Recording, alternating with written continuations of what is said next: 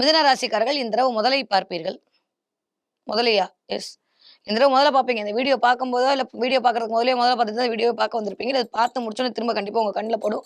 Crocodile அப்படின்ற விஷயத்தோட connect ஆகும். முதலை பார்ப்பீர்கள். முதலை பார்க்கறதுக்கான வாய்ப்பு, முதல பண்ணைக்கு போறதுக்கான வாய்ப்பு, இல்ல முதலைய வீடியோல பார்க்கறதுக்கான வாய்ப்பு இதெல்லாம் கிடைக்குது. "உடும்பு புடியா இருக்காத, கொஞ்சம் விட்டு குடு" அப்படின்னு சொல்லக்கூடிய அமைப்பாகத்தான் இந்த முதலை பார்த்தல் என்பது பிரபஞ்சம் இருக்கும். அதே மாரி நீரிலயும் வாழ முடியும், நிலத்திலயும் வாழ முடியும் முதல்ல. அது மாரி 2லயுமே கொஞ்சம் சூழ்நிலைக்கு தகுந்த மாரி போய்க்கங்க.